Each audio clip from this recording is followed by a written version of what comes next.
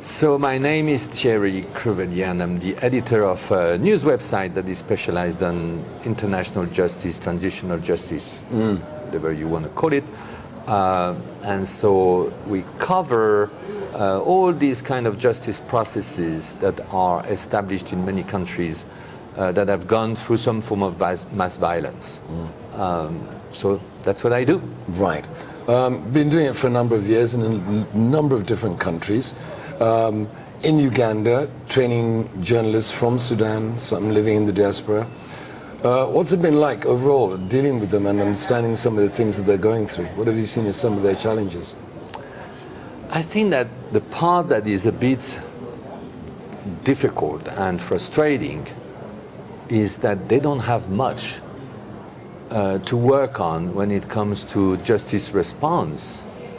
I mean, we've got the International Criminal Court that is, officially competent on Darfur, but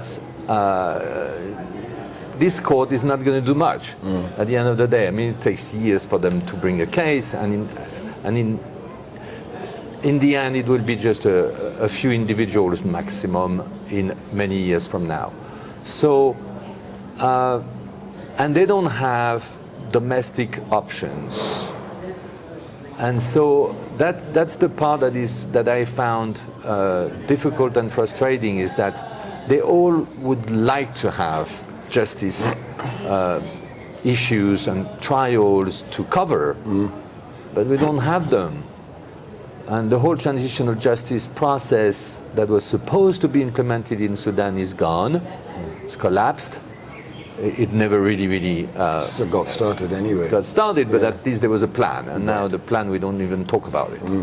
And so that's difficult, and that's why we try to focus, I think, on universal jurisdiction, which is this possibility that you have in some states to prosecute anyone for crimes committed anywhere. And a number of European countries in particular have this in their law, and they are more and more keen on bringing such cases. Also because the decline of the options at the international level, the decline of international tribunals, leaves some vacuum, and of course NGOs, activists, victims organizations are always creative and always trying to find justice options. This is a viable option. Do you see it as a viable option for Sudan? It's a viable option. It happens. It's the only thing we've got so far, for instance, for Syria. But of course, it's very symbolic. It's going to be only a few trials in some European countries. And Sudan so far has no such case. But South Sudan has a case. Which is a very interesting case because it's about business, about the responsibility of big corporations in crimes committed by the army and by armed groups. So it's the Lundin trial, as we call it, after the name of that Swedish oil company called Lundin Oil. And this has started in September in Sweden. It's going to be the longest trial in the history of that country. It involves two top managers, and they are charged with being accomplices to war crimes committed by the Sudanese army at the time. Of course, at the time, that part of Sudan was Sudan. Now it's South Sudan. But it still is, I think, what could be motivating and interesting to these Sudanese journalists to know that there is a case that is also telling something about what has been happening in their country for many years. And it's a case that is going to be watched by many people across the world and by many corporations, because it's the first time we have this at this level. And so that's what we've got. And I think it was interesting and important to tell them, look, this is also your story. Right. And in fact, universal jurisdiction trials have limitations. They take place in countries that have no idea of what was the country and what is the country where the crimes were committed. They don't know the historical context. They don't know the social context. They don't know the language. And part of these trials that we see in Europe is problematic, because judges, prosecutors, juries sometimes, when you have them, are not knowledgeable. You're And talking it's about covered. context knowledge. These crimes are committed in a particular political context that has significance, that has relevance. And the ones who are covering it are going to be Swedish reporters who also don't have an idea. And so I think that there is a way to tell Sudanese journalists, okay, you cannot be in Sweden, unfortunately. You cannot understand even the proceedings because it's in Swedish language. Yet, it's your story too. And why is there a way for you to find ways to write about this trial being seen by the very communities that have been affected by the crimes? Okay. And if they can do that, I think they're going to help or contribute to the whole justice process and perhaps make it more relevant and more valuable to the very societies that have been affected, which is the Sudanese. And so, and I think we try to share this also with the Sudanese journalists, saying, look, it's a story for you. It's your history. It's your country, or it's your former country, but it's your people. So it's your story, but you're going to have to manage expectations too, meaning you're not going to have to tell Sudanese people that this is what is going to bring them, you know, redress. Your work is to say, look, it is a tiny measure of accountability, and it's a place where your story is going to be told. It's not much, but if that's what you've got, you should be there, and you should take it.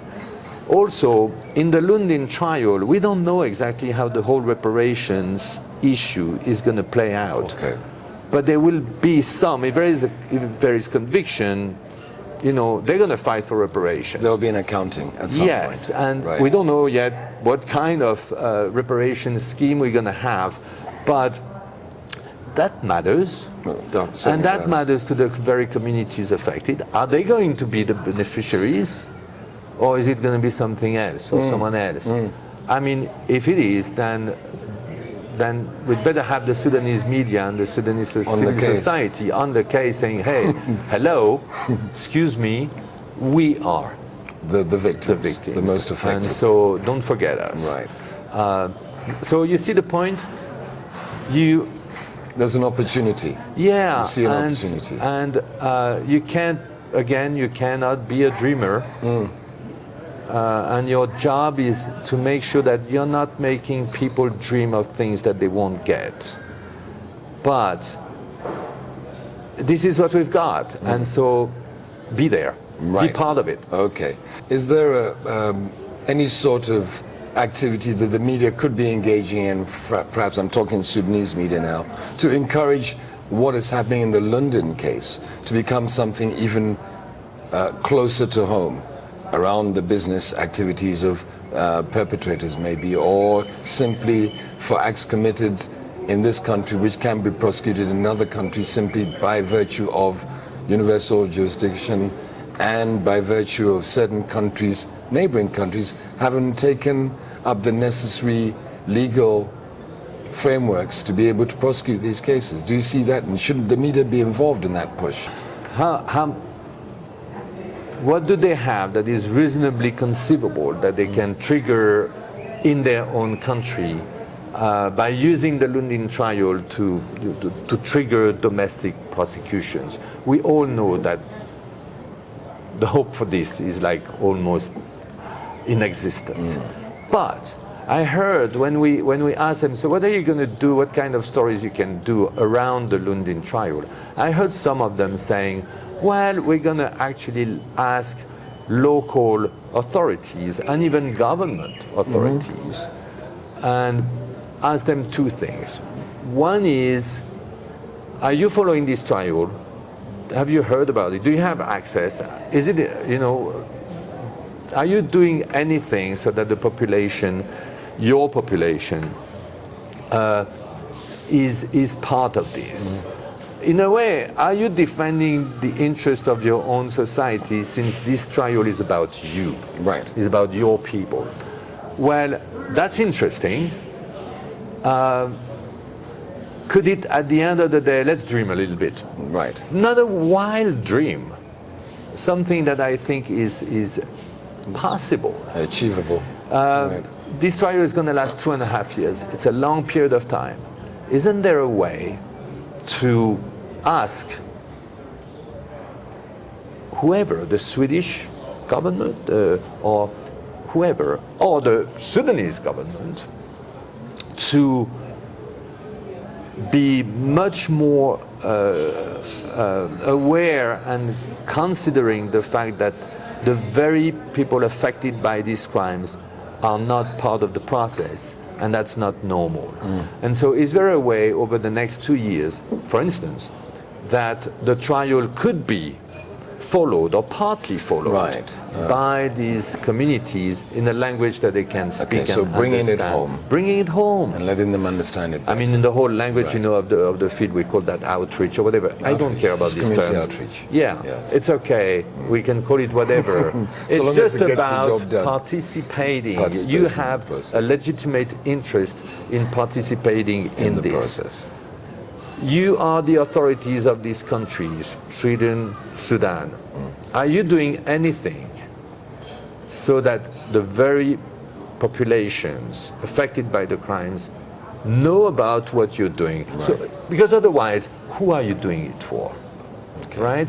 For justice and accountability. Yeah, and I don't think it doesn't have to be like a super, mass scale outreach. It's not going to happen. But a little bit of it would be better than nothing. Right. A little bit better than nothing. Before I let you go, Thierry, justice and accountability, just again, throwaway words. The media, Sudanese media, again, particularly. What are your thoughts? How are they going to be able to keep this issue of universal jurisdiction, not just this case, but possible future cases, and generally justice and accountability, on the front burner of the international community's conscience, unconscious? At some point, it's not going to be only about the media. I mean, in a way, what journalists can hope, like everyone can hope, is that the traditional actors that trigger proper investigations and criminal cases come from the civil society. Right. And that's what happens. That's what happened for Syria.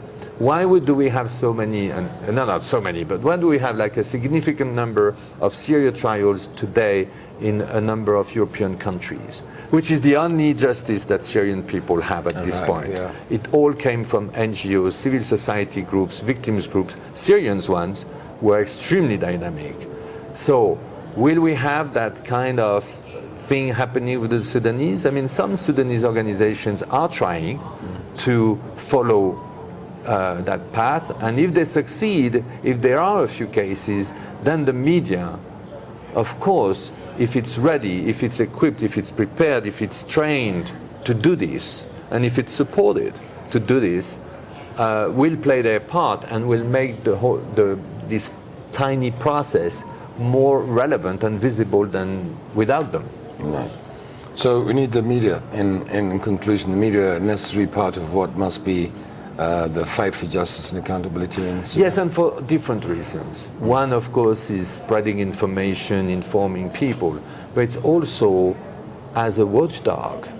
Again, these trials may not be very good, or you can be surprised how sometimes there's going to be some misunderstanding in court. Well, if you have a proper society, knowledgeable society watching, the justice process is likely to be much better. Okay.